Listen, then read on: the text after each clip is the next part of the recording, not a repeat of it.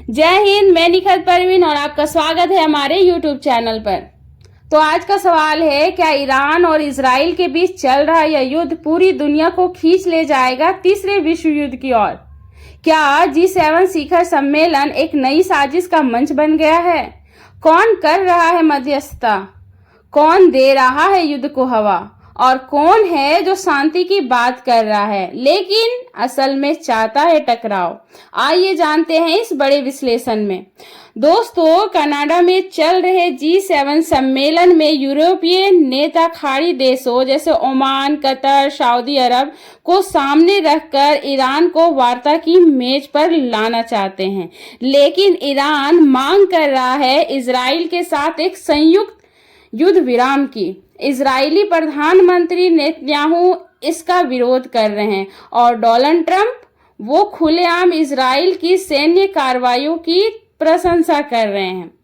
दोस्तों, ट्रंप कहते हैं ईरान वार्ता करना चाहता है, लेकिन हम तभी मानेंगे जब वो यूरेनियम संवर्धन छोड़ने की बात करेगा। यानी अमेरिका कूटनीति नहीं, सौदेबाजी कर रहा है।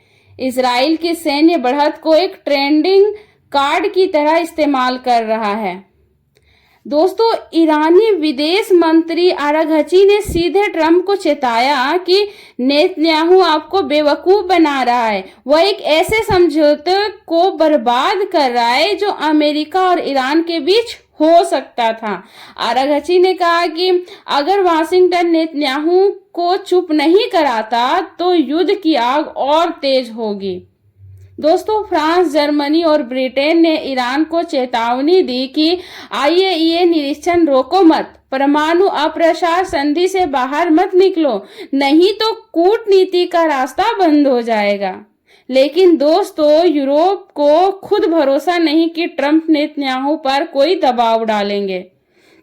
दोस्तों, UAE जिसे पहले ट्रंप का संदेश ईरान तक पहुंचाया, अब ओमान, कतर और सऊदी अरब के साथ मध्यस्थ बनने की कोशिश कर रहा है। ओमान के विदेश मंत्री तेहरान को वार्ता में लौटने को कह रहे हैं, लेकिन साथ ही कह रहे हैं कि सैन्य बाधाएं भारी है।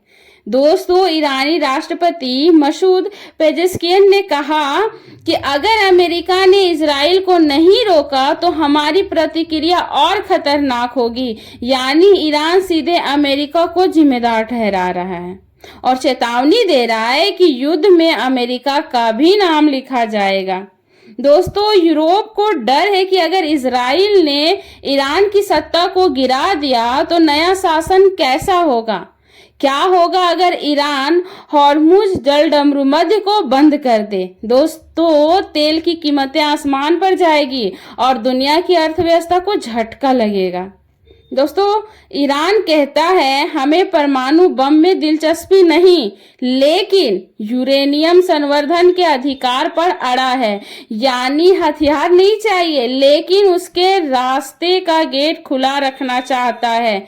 दोस्तों, यह वही लाल रेखा है जिसे ईरान पार नहीं करना चाहता, लेकिन छोड़ना भी नहीं चाहता। दोस्तों, 2013 से 2025 तक यूरोप, खासकर ब्रिटेन, फ्रांस, जर्मनी, ईरान वार्ता का हिस्सा रहे हैं। अब जब ट्रंप फिर से अमेरिका की सियासत में सक्रिय है तो यूरोप को लग रहा है कि अब वक्त है खुद को फिर से डिप्लोमेसी के केंद्र में लाने का। लेकिन क्या ट्रंप उनका साथ देंगे? दोस्तों, G7 देश एक साझा बयान जारी करना चाहते हैं, लेकिन ट्रंप ने अब तक हस्ताक्षर करने से इनकार कर दिया है। जापान ने इजराइल की सैन्य कार्रवाई को असहनीय बताया है, लेकिन अमेरिका चुप है। तो अब सवाल ये है कि क्या यह युद्ध रुक पाएगा या हम इतिहास के सबसे खतरनाक दौर में प्रवेश कर चुके हैं? दोस्तों, सवाल बहुत है बट जवाब धुंधले हैं। डिप्लोमेसी की वापसी के लिए वक्त कम है और बम ज्यादा। क्या यह अगला मोड़ युद्ध का होगा या वार्ता का? यह तय करेगा अगला फोन कॉल, अगली मिसाइल या अगला समझौता।